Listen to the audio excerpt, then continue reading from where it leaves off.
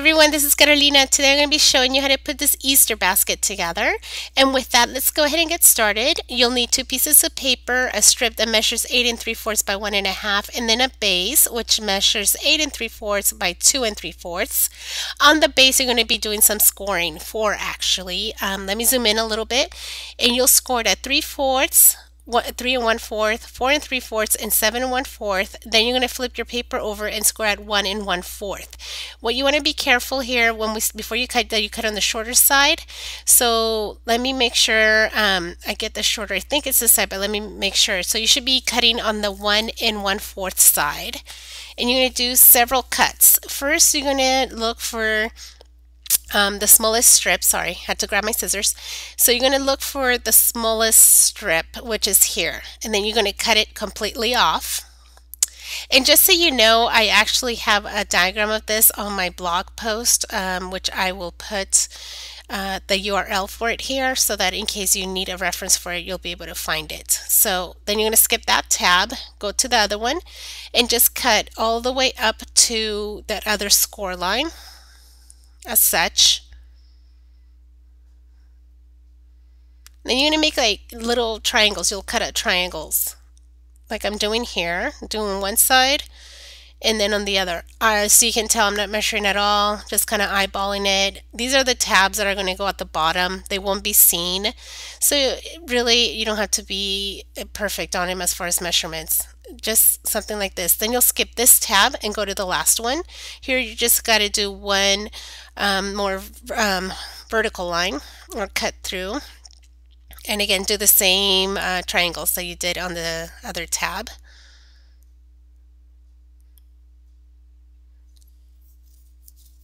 And one more snip. We're almost done with the cutting. Okay, so there you have it. That's basically the base of your box. Let me zoom out a little bit, because now we're going to just do some folds, because we want to make sure that when we start tucking stuff in, that folds are nice and crisp and they don't fall apart. So just start folding all those little tabs in. And the reason I'm doing this as well is because I'm going to lay down my strip. That way I know exactly where the bottom of my box is. For adhesive, I'm using the Glue Glider Pro from Glue Arts, and it's like a double-sided tape on a roll. So cool. I'm using the Perma Tack for this, and it really seriously holds like double-sided tape, because it pretty much is. And I went ahead and scored my strips the same as the box, same measurements, just because when you go ahead and fold it, it'll be easier to basically fold and not rip on you. And with this, look how awesome this is. I don't have to worry about taking off the strip. Just literally run it through like you would any kind of glue gun, and it holds very, very well. The test was my niece. She managed to do her thing, her 2-year-old thing with it, and it never fell apart. So it's a pretty good stick, a good adhesive that you get with this. There's also one that's repositionable, so if you want to use that one's pretty good as well. Okay, so let me go ahead and get back to my box here, and I'm just going to line it. As I said, that's why I kind of wanted to fold it in, so I would know, I'd be able to see those fold lines a little bit better. And once I have that, you're just going to go ahead and set it down. Almost got it here. Okay, think that's pretty good. And then just kind of go all the way down, and you're just going to make sure you have it well, and start bending it again so that you have all those folds nice and crisp, and you don't have to worry about having to do it once the box is all put together. Okay, the next item, again, I did a strip, used Martha Stewart, I believe it's her fence punch, but I'll find out and I'll have it over on my blog. And I'm going to turn it over so that I know exactly how it goes. Run some adhesive again through it, same way I did with the other one. This is going to be tucked in inside. That's why you got to make sure that you're putting it where you're supposed to.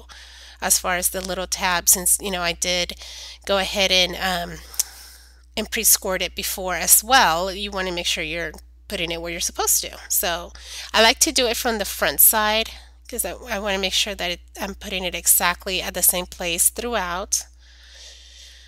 And again, folding it one more time, since this is now 3 layers that we're going through.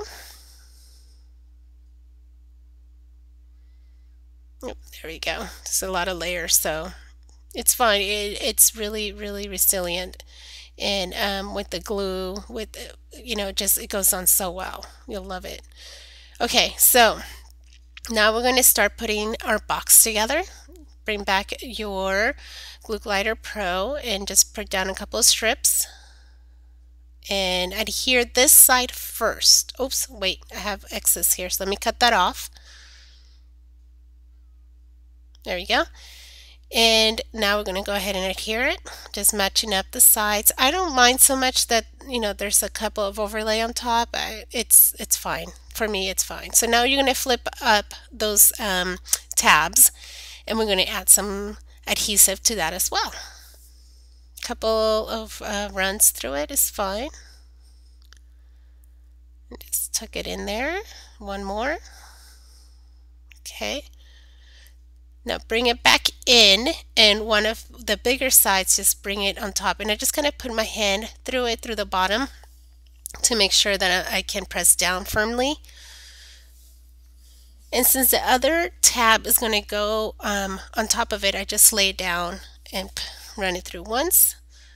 Again, put my other hand in, and it's secure. And your box is pretty much done at this point. It's not cool.